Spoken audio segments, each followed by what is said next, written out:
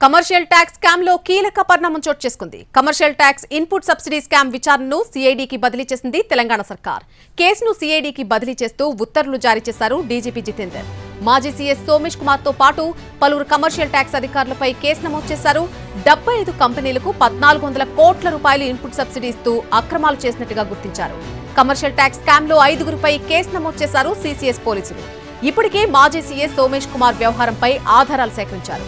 75 మంది పన్ను చెల్లింపుదారులు కార్యకలాపాల వివరాలు ఉద్దేశపూర్వకంగా ఆన్లైన్లో కనిపించకుండా చేశారు నిందితులు.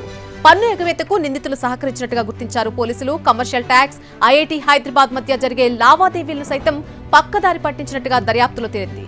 హైదరాబాద్ ఐఐటీ సాఫ్ట్వేర్లోని సమాచారాన్ని స్పెషల్ ఇనిషియేటివ్ వాట్సాప్ గ్రూప్ కి చేరేలా ఆదేశాలు ఇచ్చినట్టుగా చెప్తూ ఉన్నారు. ఈ వాట్సాప్ గ్రూప్ లో మాజీ సీఎస్ సోమేష్ కుమార్ కూడా ఉన్నట్టుగా గుర్తించారు. తెలంగాణ బెవరేజెస్ కార్పొరేషన్ పన్ను ఎగవేత ద్వారా కమర్షియల్ ట్యాక్స్ కు 1000 కోట్ల నష్టం వాటిల్లింది. మరొక 11 ప్రైవేట్ సంస్థలు 400 కోట్ల వరకు పన్నులు ఎగవేసినట్టుగా నిర్ధారించారు. ఈ కేసులో మరికొంతమందికి నోటీసులు ఇవ్వనున్నారు సిసిఎస్ పోలీసులు.